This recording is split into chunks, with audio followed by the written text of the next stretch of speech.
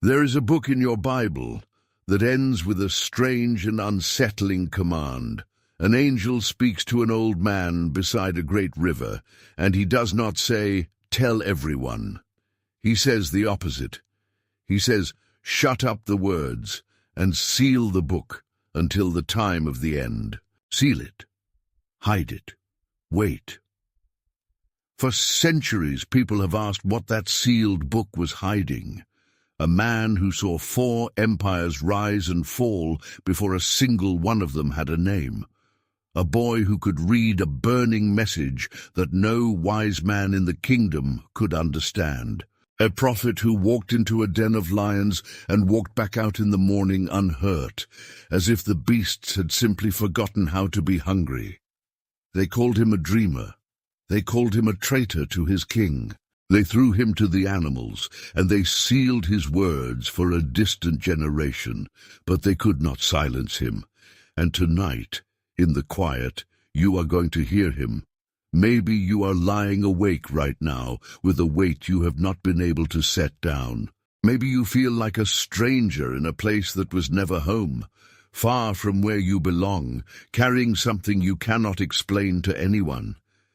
If that is you tonight, then this story was kept for you. So close your eyes now. Let the noise of the day fade away. Let your breathing slow and let your shoulders drop. You do not need to watch. You do not need to understand everything. You only need to listen and to rest. You are safe here. Let us begin. Chapter 1. Who was Daniel? Who was this man whose words they buried for the end of the world? Before he was a prophet, before he read the writing on the wall, before the lions, he was only a boy. A frightened boy taken from his home. Let that be the first thing you remember about him tonight. Not the visions, the homesickness. The year, as best we can reckon it, was around 605 years before the birth of Christ. The armies of Babylon had come down upon Jerusalem like a storm off the desert, and when they left, they did not leave empty. They took the treasures of the temple, and they took the children, not the poor children, but the promising ones, the bright ones, the sons of noble houses.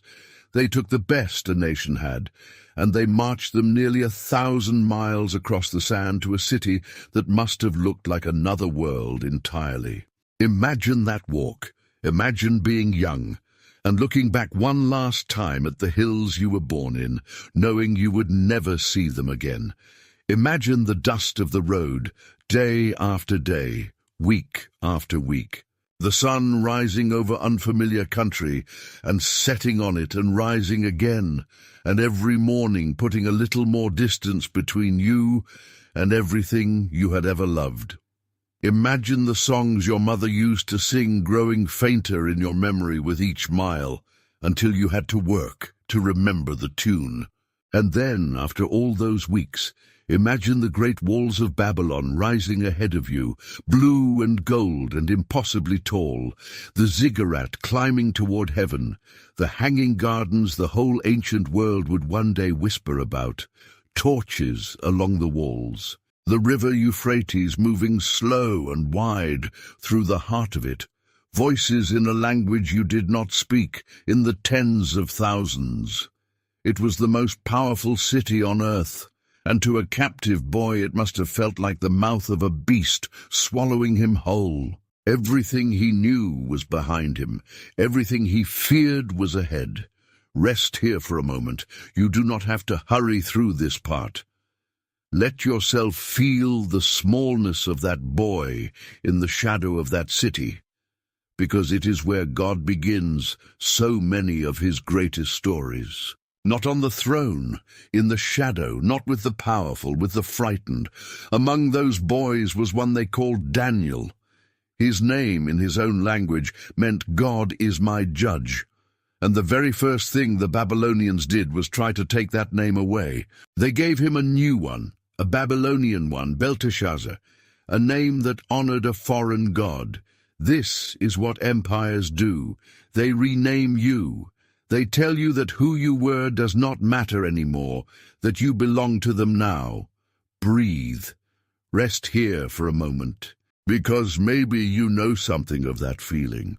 Maybe you have been in a place, a job, a house, a season of life, where you slowly forgot the name your soul was born with, where the noise of the world was so loud you could no longer hear who you really were, where other people's expectations became so heavy that you began to answer to them and forgot you had ever answered to anything else. Daniel knew that place. He lived in it not for a week, not for a year, but for 70 years. He grew old in exile. He would never go home. And this is the quiet miracle that begins his whole story. They changed his name. They changed his address. They changed his language and his food and his sky. They gave him a new god to honor in the very sound of his own name. But they could not reach the one thing that mattered. They could not change his heart. Deep in the palace of a pagan king, surrounded by everything designed to make him forget, a boy quietly decided that he would still belong to God. Not loudly, not with rebellion, just quietly, faithfully, day after day, he kept a small flame burning where no one could see it. Let that settle into the quiet tonight. Whatever this world has renamed in you, whatever it has told you that you are now, there is a flame it never reached. It is still burning. It is why you are listening. He was a captive. He was a stranger. He was, by every measure the world could see, powerless.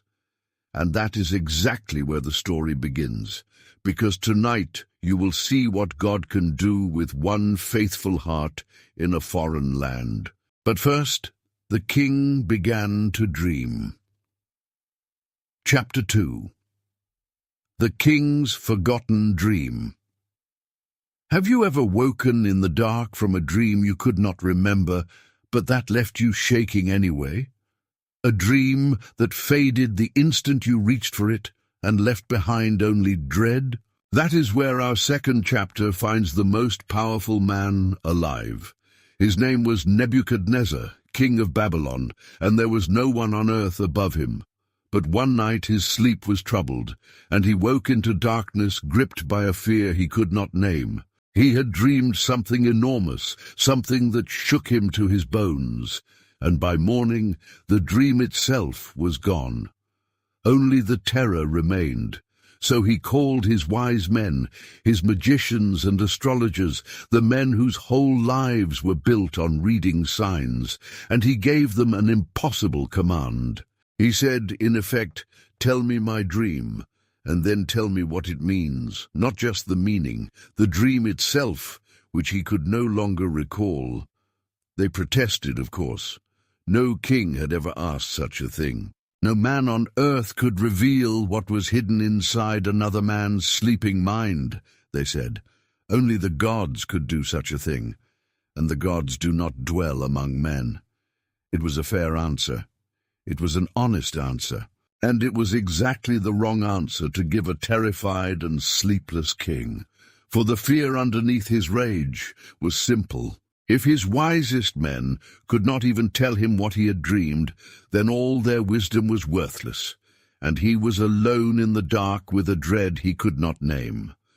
So the king, in his rage and his fear, gave an order that swept up everyone. Every wise man in Babylon was to be executed, every one, not just the ones who had failed him in the throne room, but all of them, across the whole city, including the young captives newly trained in the palace, including a boy named Daniel, who had never even been asked, who had done nothing at all. Feel how quiet the room goes when the soldiers come for you in the night for a crime that is not yours. That was Daniel's position. And here is what he did. He did not run. He did not beg. He asked for a little time. And then he went to his friends, 3 young men from his own homeland, and he asked them to do the one thing that costs nothing and changes everything.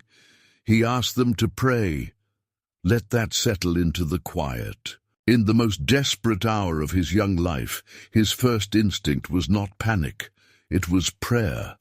And that night, the mystery was revealed to Daniel in a vision in the darkness. He saw the king's forgotten dream, the very thing hidden inside another man's sleeping mind. And when he woke, his first act was not to run to the king with the good news. His first act was to bless the God of heaven, who changes times and seasons, who removes kings and sets up kings, who gives wisdom to the wise and reveals the deep and secret things, who knows what is in the darkness and with whom the light dwells. Let that sit for a moment. Before he saved his own life, he stopped to give thanks, gratitude first, rescue second. Remember that in your own dark hours, for what Daniel had seen was enormous. He saw a great statue, dazzling and terrible, towering over the earth. Its head was of fine gold, its chest and arms were of silver, its belly and thighs were of bronze, its legs were of iron, and its feet a brittle mix of iron and clay, strong and weak at once. And as he watched, he saw a stone, cut out by no human hand, quarried from no mountain by any tool of man, come rolling down to strike the statue at its feet. And the whole towering thing, the gold and the silver and the bronze and the iron, collapsed all at once into dust, and the wind carried it away like chaff from a summer threshing floor, until no trace of it remained. But the stone that struck it grew and grew, until it became a great mountain and filled the entire earth. When Daniel stood before the king, he did not take the credit. He said plainly, "No wise man, no magician could reveal this. But there is a God in heaven who reveals mysteries. The head of gold," he told the king, "is you. But after you will come another kingdom and another, each one crumbling in its turn. And in the days of the last of them, the God of heaven will set up a kingdom that shall never be destroyed." The stone that fills the earth, breathe. Let that settle into the quiet. In the very hour when death was closest in a foreign court, in the shadow of an execution he had done nothing to deserve, God was speaking, not shouting, speaking gently in the dark to a young man who had simply asked for a little time and gone to pray. And notice what Daniel understood about power. The most powerful man in the world had just been shown that he was only the head of gold, only the beginning of a story that would move on without him, only one kingdom in a long line of kingdoms all destined to crumble into dust. Every empire believes it is the last one. Every empire is wrong. Only the stone endures. You are held, you are loved, you are safe. And the king, this proud and violent man who had ordered a whole city of wise men killed, fell on his face before a captive boy and honored the God of heaven. That is what one faithful heart, refusing to panic, choosing to pray, can do in the middle of an empire. But pride is not so easily broken. Soon the king would build a statue of his own and demand the whole world bow. Chapter 3. The fourth man in the fire. What would you do if the whole world bowed and you were the only one left standing?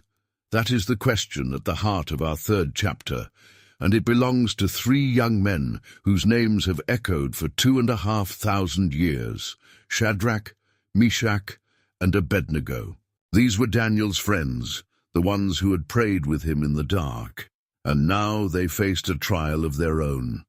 King Nebuchadnezzar had built an image of gold on the plain of Dura, enormous, glinting in the desert sun, and he made a decree. When the music played, when the horn and the flute and the harp sounded together, every person in the empire was to fall down and worship the golden image. And whoever did not bow would be thrown that very hour into a furnace of blazing fire. Picture the plain of Dura in the low gold light of evening. the image rising up out of the flat land, catching the last of the sun. Thousands upon thousands of people gathered around it as far as the eye could see, governors and officials and soldiers and common folk, every rank of the empire, all in one enormous crowd. And then the music begins. The horn and the flute and the harp and the lyre, all the instruments sounding together, the signal rolling out across the plain.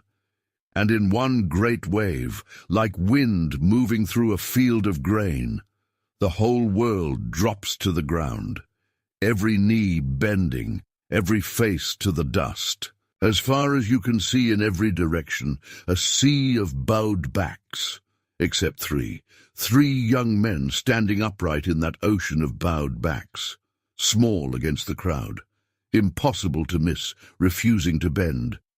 They were dragged before the furious king, and what they said to him is one of the most beautiful answers of faith ever spoken. They told him, "Our God is able to save us from the fire. But even if he does not, even then we will not bow to your golden image." Rest here for a moment and hear that. Even if he does not. This is not a faith that only trusts God when it gets what it wants. This is a faith that trusts God in the fire itself, a faith that says, "I would rather burn holding the truth than live having betrayed it." The king was filled with fury, and the expression of his face changed toward them. He ordered the furnace heated 7 times hotter than usual. Feel the heat building, the bellows working. The flames climbing so high, so fierce, that the very soldiers who carried the 3 young men to its mouth were killed by the heat alone, before they could even throw them in. That is how hot it was. That is how certain the death. And the 3 were thrown in, bound hand and foot, still in their robes and their turbans and their cloaks, into the roaring heart of the flame. There was no escape. There was no last-minute rescue at the edge of the pit. They went all the way in, into the worst of it, into the center of the fire. And then the king rose from his throne, astonished. He looked into the fire, and his voice shook. "Did we not throw 3 men in?" "Yes," they answered. 3. "But I see 4, he said. 4 men walking loose in the middle of the fire, unbound, unharmed, and the 4th is like a son of the gods. Breathe. Let that image hold you a moment. Not 3 men saved from the fire, 4 men walking in the fire. God did not keep them out of the furnace. He met them inside it. The king called them out by name out of the midst of the fire, and they walked out. And when they came out, the governors and the officials and the counselors, all the great crowd of the empire, gathered close and marveled and could not understand what they were seeing. Not a hair of their heads was singed. Their robes were not scorched. Their cloaks and turbans were untouched. There was not even the smell of smoke upon them. The only thing the fire had burned away was the ropes that had bound them. They went in bound. They came out free. Let that sit for a moment in the stillness. The only thing the fire destroyed was the thing that had them tied up. Sometimes the fire you are so afraid of is the very thing God will use to burn away what was binding you, and nothing else. You may walk out of it freer than you walked in. Maybe you are in a fire tonight. Maybe you ask God to keep you out of it, and instead you find yourself standing in the middle of the heat. Hear this, then, from an ancient plain in Babylon. You are not alone in there. There is a 4th figure in the flame with you. The fire that was meant to destroy you may be the very place you finally see his face. But the king who saw the 4th man in the fire had not yet learned humility, and God was not finished with him. Chapter 4. The king who ate grass. Can the proudest heart on earth be humbled? Can a man who believes he is a god be brought low enough to look up? Our 4th chapter is the strangest in Daniel's story, and one of the tenderest. because it is not about Daniel at all. It is about the king. It is about what mercy looks like when it comes disguised as ruin. Nebuchadnezzar dreamed again. Years had passed since the fire, and the king was at ease now, prosperous and flourishing in his palace, at the very height of his power. And again a dream came in the night, and again it troubled him, and again the fear crept in. He saw a great tree at the center of the earth. It grew, and it became strong, and its top touched heaven, and it could be seen to the ends of all the earth. Its leaves were fair, its fruit abundant, enough food for all. The beasts of the field found shade beneath it, and the birds of the air nested in its branches, and every creature was fed from it. It was beautiful, it was enormous, it sheltered the whole world. And then a holy one, a watcher, came down from heaven and cried out with a loud voice, "Cut it down, chop off its branches, strip its leaves, scatter its fruit, let the beasts flee from under it, and the birds from its branches. But leave the stump in the ground, bound with a band of iron and bronze, in the tender grass of the field. Let it be wet with the dew of heaven, and let its portion be with the beasts. And let its heart be changed from the heart of a man to the heart of a beast, until 7 times 7 seasons pass over it." Daniel, when he heard it, was silent for a long time, troubled because he loved even this king enough to grieve for him. And then he told him the truth. "The tree," he said, "is you, my lord. You have grown great, but heaven rules, not you. And you will be driven out from among men to live like an animal, until you learn that the Most High rules over the kingdoms of men and gives them to whomever he wishes. Let that sit for a moment in the quiet.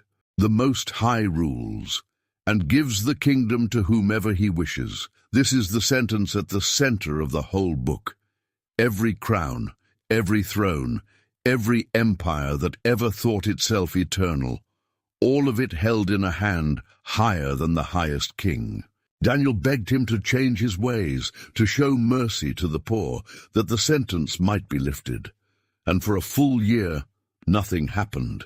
But a year later, walking on the roof of his palace, Nebuchadnezzar looked out over his shining city and said the fatal words, "Is this not great Babylon, which I have built by my power, for my glory?" And while the words were still in his mouth, his mind left him. He was driven from the palace, out from among men. He lived in the open fields, under the open sky. Season after season passed over him. His body was wet each morning with the dew of heaven. His hair grew long and matted like the feathers of an eagle, and his nails grew long and curved like the claws of a bird. And he ate grass like an ox, bending down among the cattle, the crown forgotten, the empire forgotten, his own name forgotten. The mightiest man in the world became a creature of the wilderness and did not even know it. Sit with that a moment in the quiet without fear. It is a strange and sorrowful picture. But it is not cruelty. It is a mercy wearing a terrible mask. Because a man who believed he was a god had to be shown all the way down to the ground that he was only a man. This is what pride finally looks like when it is seen clearly. And this is how gently and how patiently God waits for a proud heart to turn. Breathe, and now hear the mercy in it. For the story does not end in the field. It never was going to end in the field. At the end of the appointed time, the 7 seasons finished, the king lifted his eyes to heaven. That is all. That is the whole turning point. He who had spent his life looking down on everyone beneath him finally looked up, and in that moment his reason returned to him. His mind came back, his dignity was restored, and even his kingdom was given back to him, greater than before. And here is the tenderest part of all. The first words of his restored mind were not words of grievance, not, "How could this have happened to me?" They were words of praise. He blessed the Most High and honored the one who lives forever, whose kingdom endures from generation to generation, whose will no one can hold back, who does according to his will among the armies of heaven and the peoples of the earth. The proudest king in the world learned, in the field, the one thing his palace could never teach him, that those who walk in pride God is able to humble, and that his mercy reaches even there, even to the lowest field, even to the man who has lost everything, even to you. You are seen. You are known. And here is the strange comfort of this chapter for you tonight. Sometimes the thing that breaks us is the thing that saves us. Sometimes we have to be brought low enough to finally look up. If you feel brought low tonight, if you feel stripped of everything you built, remember the king in the field. The looking up is not the end, it is the beginning. But another king was coming, one who would not look up in time. Chapter 5. The Writing on the Wall. Have you ever felt, in the middle of a celebration, a sudden cold certainty that something is deeply wrong? A hand at the edge of the light that no one else can see. That is our 5th chapter, and it happens in a single night. The night Babylon fell. Years had passed. Nebuchadnezzar was long dead, and the lesson he had learned in the field had died with him. On the throne now sat a man named Belshazzar, and outside the walls of the city, though he refused to believe it, the armies of a new empire were already gathering. But inside there was only celebration. Belshazzar threw a great feast for 1,000 of his lords, the hall blazing with light, a river of wine flowing, music and laughter echoing off the high walls. Babylon believed itself untouchable. Its walls were so wide, they said, that chariots could race along the top of them. Its granaries were full. Let the enemy camp outside. The feast would go on for years, and in his drunken pride, wanting to show his power over the very gods of the peoples he had conquered, Belshazzar called for the sacred cups, the gold and silver vessels that had been carried out of the temple in Jerusalem long ago, the holy things set apart for the worship of God. And he filled them with wine, and he and his lords, his wives, and his concubines drank from them. And as they drank from the holy cups, they praised their gods of gold and silver, of bronze and iron and wood and stone, dead gods made by human hands. That was the moment. That was the line crossed. And in that very hour, the fingers of a human hand appeared with no body, and began to write on the plaster of the wall in the light of the lamp before the eyes of the king. Feel the hall go silent. The music stops. The laughter dies. The king's face turns pale, and his knees knock together, and the joints of his legs give way. The mightiest man in the room cannot stand, because there are words glowing on the wall, and no one alive can read them.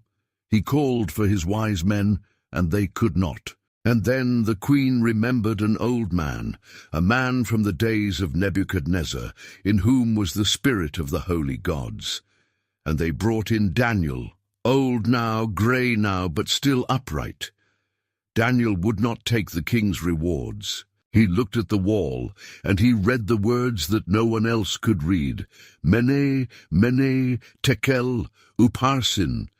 And he gave their meaning, and it was terrible in its simplicity.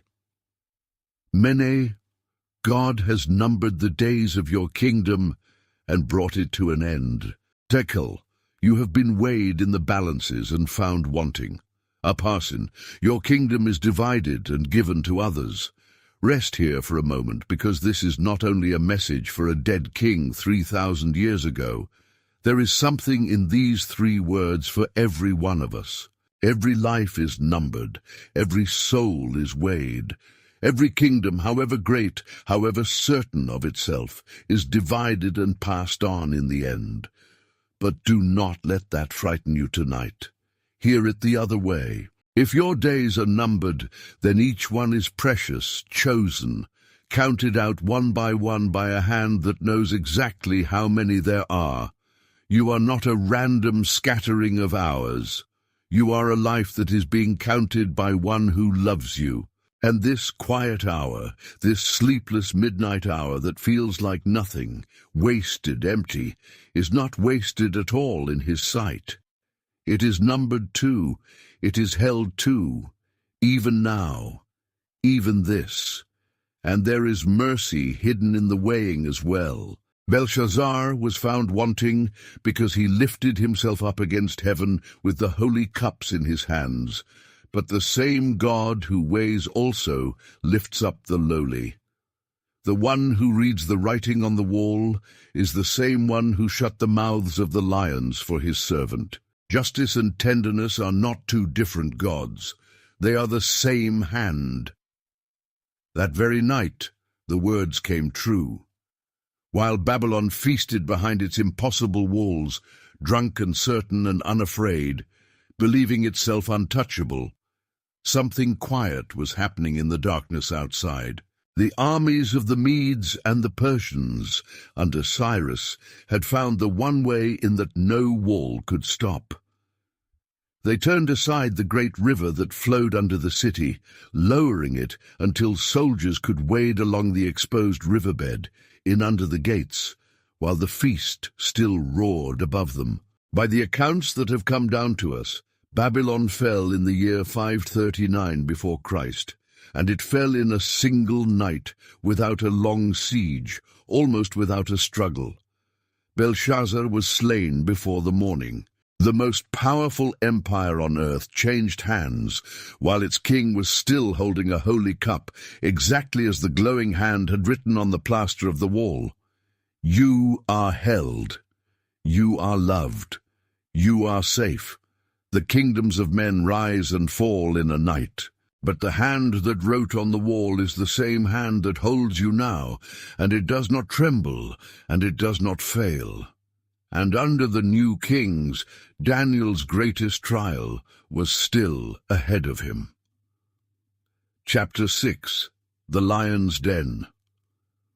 What do you do when being faithful becomes a crime? When simply being who you are makes you a target? This is our 6th chapter, the one your grandmother may have told you, the one carved into the walls of the oldest churches, and it is deeper than a children's story. It is a story about praying anyway. Babylon had fallen, and the empire had passed into new hands, and Daniel was an old man now. He had outlived kings. He had watched the golden city of his captivity crumble in a single night. He could have retired quietly into the shadows. But the new ruler, Darius, saw something rare in him, and Daniel now served near the top of the new empire. And Daniel was so faithful, so trustworthy, so excellent in everything he did, that the king planned to set him over the entire kingdom, over all the other officials. This made those officials burn with envy, and so they did what envy always does. They went looking for a way to bring him down.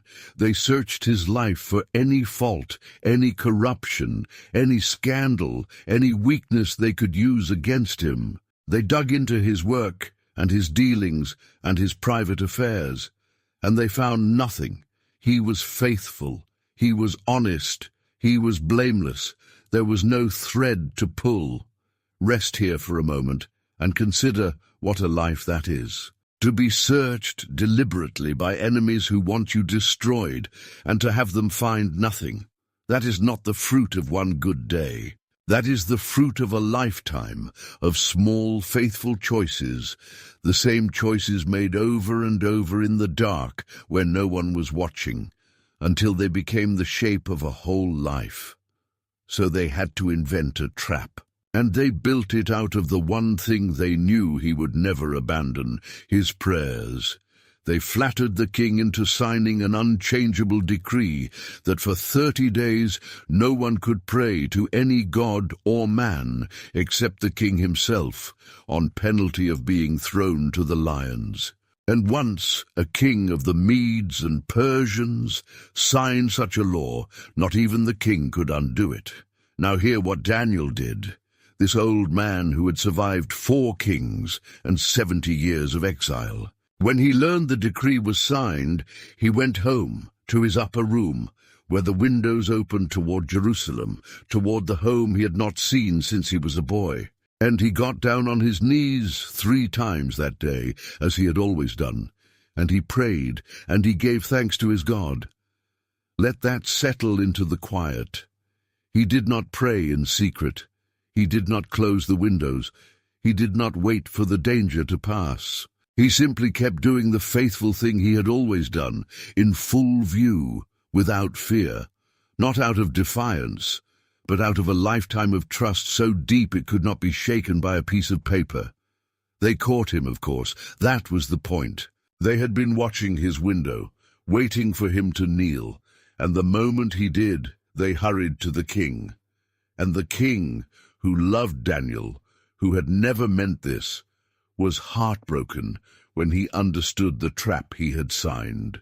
He labored all day until the going down of the sun to find some way to save him, turning the law over and over, searching for any loophole, any mercy, and he could not find one. The law of the Medes and the Persians could not be revoked, not even by the king who made it. And so at sundown they brought Daniel to the mouth of the pit. Picture the old man there, in the last light, grey and calm, the king beside him, unable to meet his eyes. And the king said to him words that break the heart, words that were half a command and half a desperate prayer. May your God, whom you serve continually, deliver you. And they lowered Daniel down into the dark, down among the lions, and they brought a great stone, and rolled it over the mouth of the den, and the king sealed it with his own signet, so that nothing concerning Daniel could be changed. That night the king could not eat. He could not sleep. He would let no music play. He lay awake in his palace through the long hours, the same hours you are awake in now, waiting for the dawn. And at the very first light of morning, before the sun had fully risen, the king rose in haste and ran, an old king running to the den. And when he came near, he could not even wait to reach it. He cried out in a voice full of grief and hope, a voice trembling with a fear he hardly dared to hope against. Daniel, servant of the living God, has your God, whom you serve continually, been able to deliver you from the lions? And there was a silence. And then, from the darkness of the pit, a voice answered, alive, steady, calm as still water. O King, live forever. My God sent his angel and shut the lions' mouths, and they have not hurt me, because I was found blameless before him. And also before you, O King, I have done no wrong. Breathe, let that image carry you down towards sleep. An old man, sitting all night in a den of lions, unharmed, at peace, perhaps even resting there in the dark, because the same God who walked in the fire on the plain of Dura had come down into the pit and simply closed the mouths of the beasts. No struggle, no roar, just a quiet angel in the dark and a quiet old man and lions who had forgotten their hunger. Think of the two of them through that long night, the king and the prophet. The king in his palace, unable to sleep, unable to eat, sick with worry, turning on his bed through all the dark hours. And Daniel in the pit, at rest, at peace, held. It was not the powerful one who slept that night. It was the one thrown to the lions. Because peace does not come from being safe. Peace comes from being held, and Daniel knew all the way down in that dark pit that he was held. You are not alone tonight. Whatever pit you feel you have been lowered into, Whatever stone feels rolled across the opening, hear the voice from the darkness. God can meet you in the deepest place. He has done it before. He shut the mouths of lions for a faithful old man, and he has not grown weaker since. But Daniel's nights held more than lions. They held visions of the end of the world. Chapter 7. The Sealed Book. Now we come to the mystery from the very beginning, the reason his words were sealed, the reason they were kept, hidden, waiting for a generation far in the future. Because Daniel did not only interpret other men's dreams. In the quiet of his old age, beside the river, Daniel began to see. In the first year of Belshazzar, and again later as he lay on his bed, visions passed through his mind, and he wrote them down. And what he saw was this: the four winds of heaven stirring up a great sea, and out of that churning water 4 great beasts came up, each different from the last. The first was like a lion, but it had the wings of an eagle. And as he watched, its wings were torn off, and it was lifted up and made to stand on 2 feet like a man, and a human heart was given to it. The second was like a bear, raised up on one side, with 3 ribs in its mouth between its teeth, and it was told, "Arise, devour much flesh." The third was like a leopard, but on its back were 4 wings of a bird, and it had 4 heads, and dominion was given to it. And the 4th beast was terrible and dreadful and exceedingly strong. It had great iron teeth. It devoured and broke in pieces, and trampled underfoot whatever was left. It was different from all the beasts before it, unlike anything the world had seen. 4 beasts, 4 kingdoms. The same 4 he had seen years before in the golden statue, now clothed in claw and terror, the whole long tide of human empire rising up out of the sea, devouring and falling in its turn. Do not be afraid of the beasts tonight. Watch what happens next. And then the vision changed, and the terror gave way to something else entirely, something so bright the ancient words strained to hold it. He saw thrones set in place, and the Ancient of Days took his seat, his clothing white as snow, the hair of his head like pure wool, his throne a flame of fire, its wheels burning fire, a river of fire flowing out before him. Thousands upon thousands ministered to him, and 10,000 times 10,000 stood before him. The court sat, and the books were opened. Rest here for a moment, because after all the beasts, after all the roaring empires, there is a throne. There is one who was there before the first kingdom, and will remain after the last, the Ancient of Days. And the beasts, for all their teeth, are small before him. And then Daniel saw one more thing, the deepest thing, the thing at the very center of everything he was shown. He saw one like a son of man, coming with the clouds of heaven. And he came to the Ancient of Days, and he was given dominion and glory, and a kingdom, that all peoples and nations should serve him. And his dominion is an everlasting dominion, which shall not pass away, and his kingdom one that shall never be destroyed. Breathe deeply, and let that image be the last one you carry from the visions, not the beasts. The Son of Man, coming with the clouds, receiving a kingdom that will never pass away. That everlasting kingdom is the stone that filled the earth, the same stone Daniel had seen in the golden statue all those years before, cut by no human hand, growing into a mountain that fills the world. And that one, like a son of man, is the figure Christians would come to see.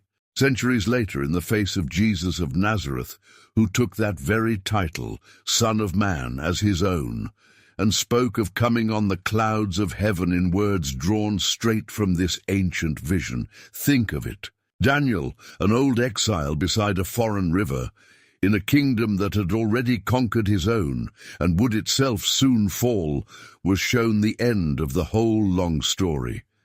And the end was not a beast. The end was not an empire. The end was not the sea, churning and dark and full of terror. The end was a throne of fire and an ancient of days, and a kingdom of light handed to a gentle one who comes on the clouds, a kingdom that would never, ever fall. However dark the middle of the story feels, the ending is light. Hold on to that tonight, and here at last is the answer to the mystery of the hook. When it was over, Daniel was troubled, and he did not understand all he had seen, and he wrote it down. And the angel gave him that strange command, shut up the words, and seal the book until the time of the end. Not because the truth was dangerous, because it was not yet time, because it was written, in part, for a generation Daniel would never meet. It was written, in part, for tonight. There is one more thing worth knowing tonight, a small detail that carries a great tenderness. The book of Daniel is written in 2 languages. It begins and ends in Hebrew, the language of his own people, his own home. But the great middle of it, the dreams and the beasts and the kingdoms of the world, is written in Aramaic, the common language of the whole ancient Near East, the language everyone could read. As if to say, the story of God's own people is written in the tongue of home, but the message that God rules over every empire is written in a language the whole world can understand. It was always meant to travel. It was always meant to reach beyond one people, one age, one night. Scholars have debated this book for a very long time, when exactly it reached its final form, how its visions map onto the empires of history. And these are real and ongoing conversations among people of genuine faith, held with reverence on every side. But underneath every reading of it lies the same steady heartbeat, the same truth Daniel spoke to a king in a field long ago, the truth that survives every debate. The Most High rules. Empires are a vapor. They rise like the beasts from the sea, and they sink back into it. And the kingdom that is coming, the everlasting one, will never end. You are held, you are loved, you are safe. The book was sealed and kept, and it has reached you. Chapter 8. Why this was written for you tonight. So what does an ancient exile, a fiery furnace, and a den of lions have to do with you, lying here in the dark tonight? Everything. Let me tell you why. The whole book of Daniel was written for the ones far from home, for the captives, for the people living in an empire that renamed them and told them they did not belong to themselves anymore. And if you are honest, some part of you knows that feeling. Maybe you feel like a stranger in your own life tonight. Maybe you are carrying a weight you cannot set down in a place that has never quite felt like home. This book was kept for you. So take 2 things with you into sleep, just 2. The first is this: you can keep your name. They renamed Daniel. They gave him a Babylonian name that honored a foreign god, but it never stuck to his soul, because 3 times a day he knelt by a window that faced home and quietly remembered who he was. Not with a great gesture, not with a protest, just a small daily returning, a turning of the heart back toward the one he belonged to. The world will try to tell you that you are only what you produce, only your usefulness, only your failures, only your fears, only the worst thing you have ever done, only the label someone put on you a long time ago. It says it so often and so loudly that after a while you begin to believe it is your true name. But it is not. There is a deeper name written on you by the one who made you, spoken over you before you drew your first breath, and no empire, no diagnosis, no mistake, no rejection, no lonely season can rub it out. Somewhere inside you tonight, underneath all the noise, there is a window that faces home. It has been there all along. You are allowed to kneel there. You are allowed to remember who you really are. The second is this: God does not always keep you out of the fire, but He is faithful inside it. This is the hardest and the most beautiful truth in the whole book, and I do not want you to miss it as you drift towards sleep. There was a fourth man in the furnace, walking with the three who would not bow. There was an angel in the lion's den, sitting through the long night with an old man, shutting the mouths of the beasts. Daniel was not spared the pit.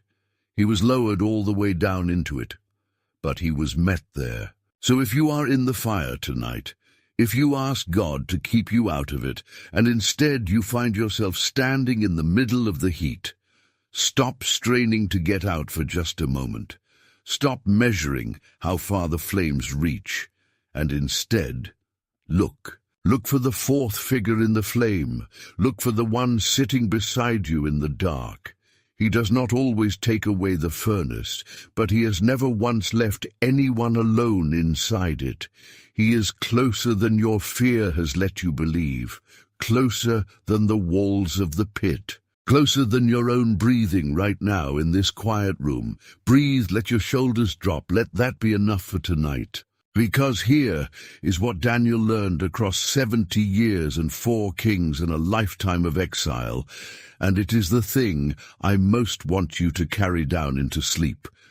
The Most High rules, not your fear, not the empire, not the weight on your chest. Him and His kingdom will never fall. You are not a captive of this night. You are not forgotten in this dark. You are seen and you are known, and you are loved with a love older than Babylon and newer than this morning. You are held, you are loved, you are safe. Rest now. The lions are quiet. The furnace is cool. The book has reached you, and its message is not fear. Its message is home. Closing and prayer. We have walked with a frightened boy across 1,000 miles of sand. We have stood on the plain of Dura and watched 4 men walk unharmed in the heart of the fire. We have watched a proud king humbled in a field and lifted up again when he finally looked to heaven. We have seen the writing glow on the wall in the light of the lamp, and sat all night in the den of lions with an old man at peace, and lifted our eyes at last to the throne of the Ancient of Days and the One coming with the clouds. And through all of it, from the first mile of exile to the final sealed vision, one truth has held steady, like a single lamp that will not go out no matter how dark the room. The kingdoms of this world rise and fall, sometimes in a single night. The gold turns to dust. The great walls come down. The beasts sink back into the sea. But there is a kingdom coming that will never be destroyed, and its king has already written your name in his own hand, and he does not forget the ones he loves. Whatever fell today, whatever crumbled, whatever weighs on your chest in this dark hour, it is not the last word over your life. The last word is not the fire, and not the pit, and not the empire, and not your fear. The last word is a throne of light, and a gentle king, and a kingdom that has no end. You do not have to hold the whole world together tonight. You do not have to carry the empire. You only have to rest here now in the arms of the one who rules it all and rules it in love. Let us pray. Father, we come to you in the quiet at the end of a long day, the way Daniel came to his window facing home. Thank you that you're the Most High, that no fire and no lion and no empire is stronger than your hand.